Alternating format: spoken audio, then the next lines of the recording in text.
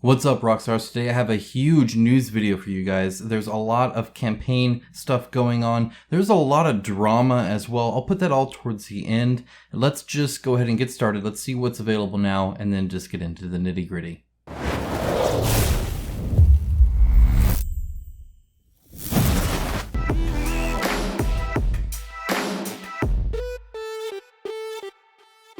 Thank you to my channel sponsor Into the AM. As a company that believes hard work and a great product is a proper way to conduct business, I am delighted to have them as part of the channel. They have some of the coolest graphic t-shirts around and an absolute best fit and feel that has continually exceeded my expectations. With new shirts arriving all the time and other products like boxers, hats, and even a monthly shirt club, I wholeheartedly recommend them to you. Check out the link in my description of this video for an exclusive 10% off everything they sell. As always, a huge shout out to my patrons and YouTube members. It is through their financial support that videos just like this are available for you. So if you appreciate the videos I make every single week for you, and you can give even $1 a month, I would greatly appreciate it. There is a link down in the description below. Thank you so much. That out of the way, let's go ahead and dive right into it. Starting with Anastyr, this is just wrapping up. So like by the time you guys see this, it is in the final hours. It's 13 hours at the time I'm recording this. You can do the math to figure out how late I record for you guys, but I do what I can. And this is as latest as I can get it too, so there you go. Literally though, last 24 hours, this is your one chance. So if you want, go ahead and pause the video. Link in the description below to everything I'm covering here. You can go ahead and see the game for yourself, see if it's something you'd want to do. They're doing a lot of stretch goals right now. I think they're adding some terrain and some... I think they finished that because we just unlocked this. So now they're doing some unexpected allies and stuff like that. So just tons of stretch goals. This guy, by the way, 15 centimeters, 150 millimeters tall. So quite large. Yeah, there's some big minis here. Anyway, yeah, so that's what's going on over on Anastyr. They are almost at 100 million USD, which yeah, been a lot slower than I would have anticipated. But I think there's people are just kind of slowing down on Mythic Games stuff, right? They want to kind of see some more output, right?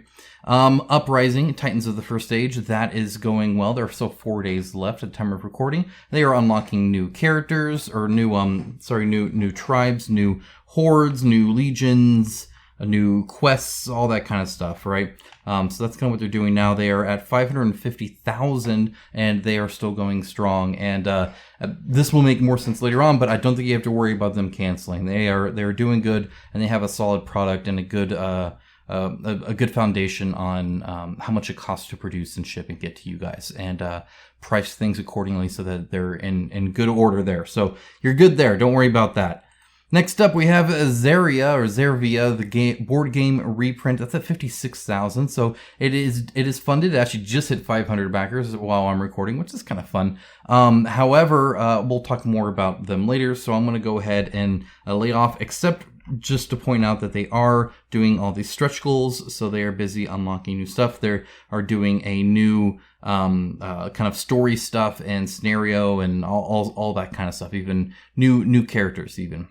Next up, we have Avalonia. This one is only 28,000 and has been struggling to fund, which is kind of both surprising and not surprising to me. It sucks that a great game can still fail, but that's because you need more than a good product. You need just things that match, right? So one of the things, of course, is just some things fly under the radar for a lot of coverage, right? And so like Avalonia doesn't get a lot of the big names talking about it or anything like that, of course. Additionally, the theme, I think, is off-putting for some people. I dig it. I think it's awesome. But a lot of people, if this was more generic fantasy, it would, I think, get a little bit more than this kind of like weirdness going on here. And yeah, I mean, competitive games kind of struggle on Kickstarter anyway. Typically, you want co-op. There's a lot there I could discuss. And then like building up hype and how long you should do that and how that should work and whatnot. But anyway, they're still going. 12 days left. We'll see. I don't know if it'll barely fund or if they're going to cancel or anything like that. Currently, I am backing it. I do put my money where my mouth is, and I do fund the purchase of many games every year. I spend thousands of dollars on this hobby, just like you guys. And yeah, probably too much. But yeah, I really enjoyed this game, so I did review it. I'll link down to that below too. Waste Knights Beyond the Horizon. Waste Knights is something I recently unboxed, so you can see that there. They are at 166,000 and still going. I think they're on track to at least do as good as they did on the last one. They did a 330,000 or something like that. However, that goes a lot shorter than it used to. However, this is only an expansion and then a reprint, and reprints are far cheaper to do. You don't have to, buy the steel mold or anything like that. Those big upfront costs of development, the art, all that kind of stuff goes by the wayside. They had to do that for the expansion stuff, but anything prior to that, anything from the first campaign is much cheaper for them to produce. So something to keep in mind when you look at funding levels of reprints. Not all of them are like Uprising, where they do bigger and better, right? Some of them actually kind of weighing down a little bit. Just kind of depends. All right, let's see. Oh, Earth Under Siege Flashpoint. There was a late pledge available there. I wanted to mention that just because I'm kind of, I don't know if you noticed this or not, but focusing on a little bit smaller developers in this campaign. That'll make a lot more sense towards the end. But yeah, definitely if you see a game from an indie developer that looks interesting, you should probably, back that. It only helps. All right. Lunar Oak Studio, they did SHEOL, and they have kind of hinted now a little bit at a future project. So they will be showing off some new game that's coming up after SHEOL. So I will keep you guys updated on that. Just want to let you guys know that that's coming up. As I learn more, I'll let you know as well. Okay, let's go to some general updates here, some drama. Yeah, there's a lot to cover here. So some good, some bad. This is good. This is the Hexplor It, the Sands of Shirax. I don't know if I'm saying that right or not. And this update is titled the Clicks Madness Update You Should Have Received. And it starts with, I'm often reminded of the mistakes I've made. It's part of the way I learn, grow, and hold myself accountable for my actions. I try not to dwell on my mistakes nor hide from them. And then it kind of talks about kind of mistakes that they had made and stuff like that. So feel free to read this and kind of, make your own conclusions. I'm not going to speak too much on that. What I will say is that mistakes happen, whether it's a company that eventually makes it in kind of like a soulless company kind of way, or whether it's a personal mistake from a person. Yours truly, I have made plenty of mistakes very publicly in my past as well. And I always say it's not what you do. It's not the fact that you failed. It's how you react to that. Okay, so you goofed up. Now, how do you react to that? We're going to follow another company at the very end of this video reacting in a much different way. And I'll talk about that as well. But how you react once you've goofed up, I think matters more than the goof up typically, unless it's like malicious or something like that. But goof ups are rarely malicious. There's not a lot of people, a lot of companies in this space, and with some exceptions, that are actively trying to be bad actors. There's poor business acumen, there's bad decisions, there's people getting caught up in things or seeing things in the wrong light, or maybe forgetting the focus on backers and the people that, got you in the position that you are in to even make this decision in the first place. This is stuff like that, right? You can lose focus on the fact that people gave you money for years and, didn't get anything for you and waited patiently for you, and you could take that for granted. I mean, people stray, people get stuck in things and whatnot, and I cover a lot of that, but how you react is what matters. So seeing an update like this, regardless of the final stance and how that turns out, because they're still kind of looking into it, I just appreciate it. Acknowledging the issue, apologizing for the issue, and say, we're going to try to make this work. That I think is great. That kind of partnership between a company and an audience, a customer base, to actually meet, right, and be able to do that. That's kind of marrying what's great about Kickstarter and then what is great about just buying board games. You kind of get the best of both there. All right, let's talk about Euthia. Euthia Torment of Resurrection has been canceled. They pretty much had 500,000 USD from 2,161 backers, and they canceled it. And it wasn't even in its final times. They canceled it early. Now, why did they do that? First of all, I want to note something here. I was going to cover this and then they canceled, but I still want to cover it. If you go to shipping and VAT, by the way, I said, hey, VAT is included in the price. This is what we're doing. This is what we're required to do.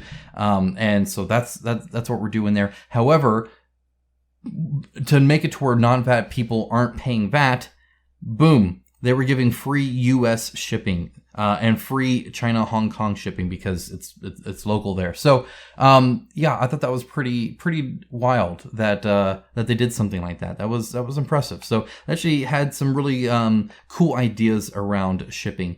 And no, I don't think there is any fair or perfect shipping scheme. It's just intention, and I think that intention is fine.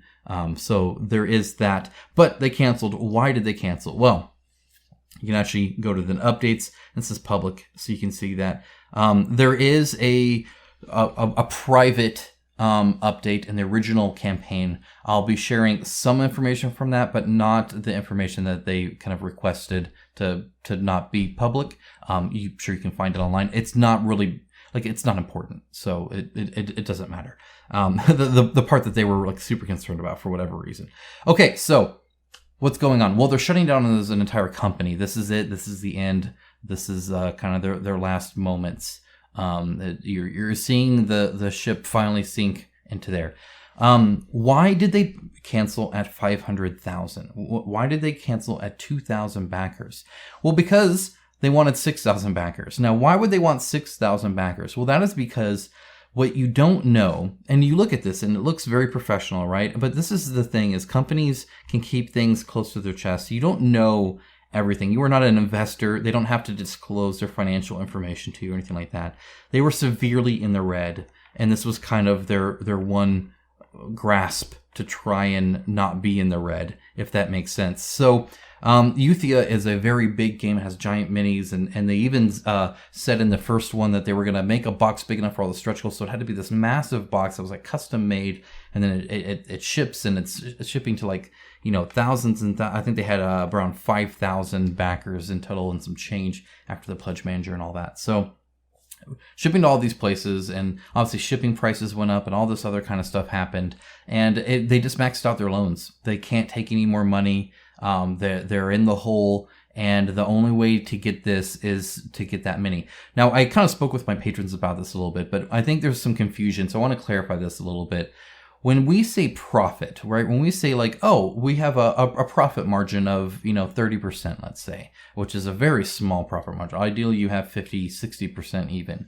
That profit margin is not profit until you hit a break-even point. So, in other words, you have to, buy all the steel molds, right, for the miniatures, and those costs. Let's say you're doing $5,000 to $7,000 per one. It kind of depends on how many you're using and big. They come in these blocks, right? Anyway, so let's say you're spending, in total $10,000, $15,000, $20,000 just on the steel molds, right? And then you have to, essentially get into a contract with the manufacturer that's going to build all the rest, and you have to pay for the plastic in those molds, and you have to pay for the cardstock and the cutting and the labor and the assembly and the packing of the items, and it may be even some warehousing depending on how long the print run is and all that all of that costs, right?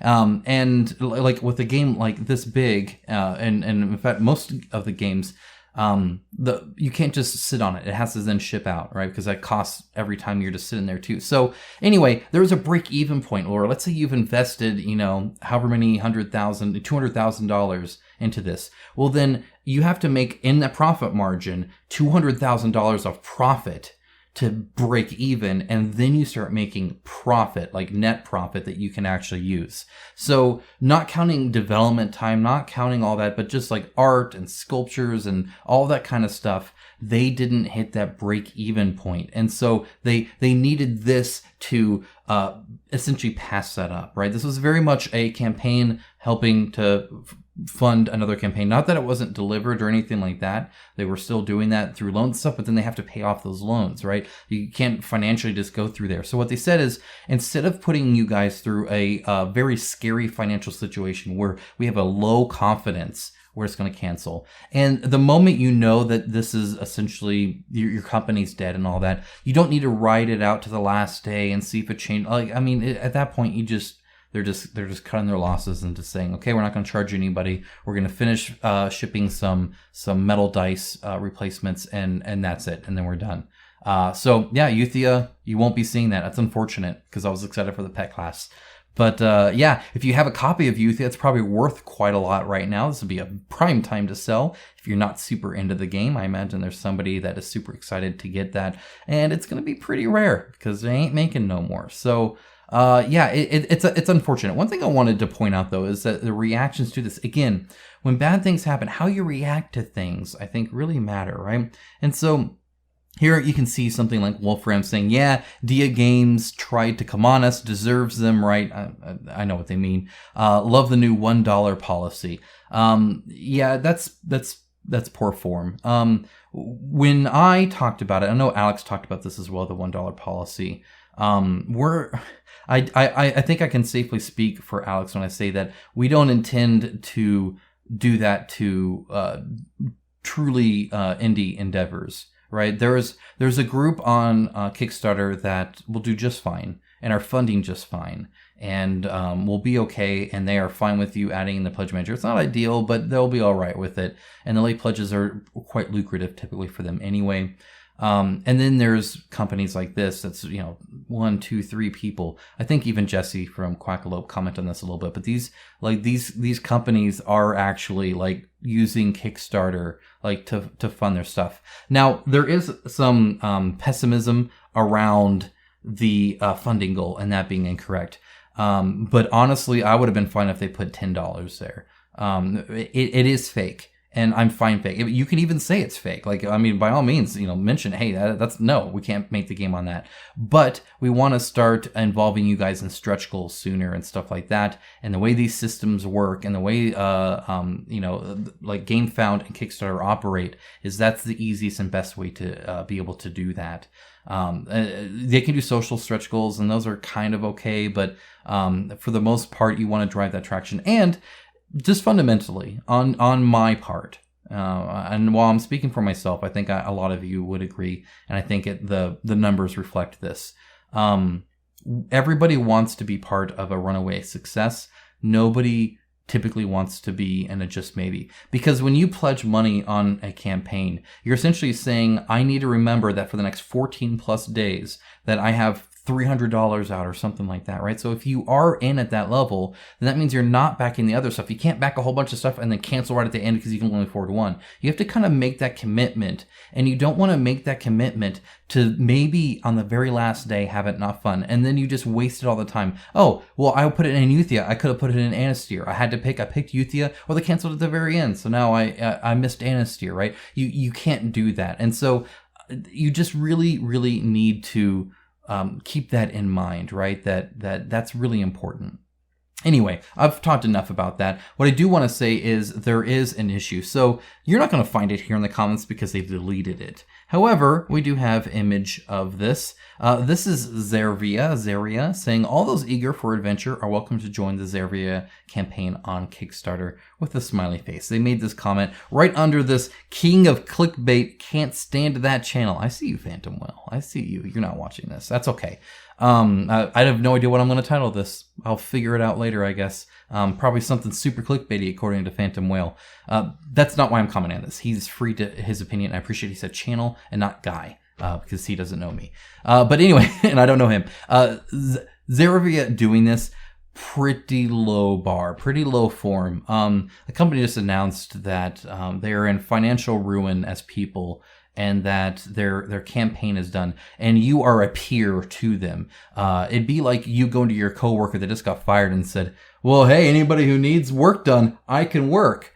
It's very, you're not thinking things through. Every other board game company is your peer, and I think you should show your peers some proper respect. There's okay to have a little kind of fun back and forth. You see them like Twitter things, right? Where like the Wendy's Twitter talks to the, Payless Shoe Store Twitter or whatever, and something weird happens. There's a KFC Twitter, and you get that kind of almost friendly, jovial jokes and stuff like that. But that's, again, among peers, because they're competitors, yes, but they're also peers. And I think that's important to keep in mind. And if nothing else, you should show some tact. So I am very much not okay with that. I'm glad they deleted the comment, but you still did it, and that's the reaction. Hopefully, the people of Euthia with their financial hardship, with their tears in their eyes, according to the developer, making the right decision and canceling instead of stringing things along or hoping that the pledge manager does it or doing some kind of Sandy Peterson blacklist games kind of level stuff, right? And so they did the right thing. And it was a hard choice, I'm sure. And hopefully they didn't even read your comment. Hopefully they don't watch this video to see your comment, because that's not exactly nice. That's kind of emotionless, which isn't cool. Okay, let's talk about Twitter. Speaking of which, this is from Watch It Played. He was talking about Gamma. If you didn't know what Gamma was, I didn't either. They run Origins, so kind of a gaming expo. And a lot of game developers are part of this organization. Well, they announced that they were, John Del Arraz was joining them. I didn't know who this guy was, but apparently Rodney Smith does. He has a YouTube channel where he talks about, just a whole bunch of like anti-gay, homosexual kind of stuff, or talking about the top 5 hottest board game reviewers, but they're not talking about hottest as in, like popular. It's the top 5 women that he likes, right? And so it just kind of a very low class guy. I actually don't care too much about what other people's opinions are. They're free to them, and I'm free to disagree with them.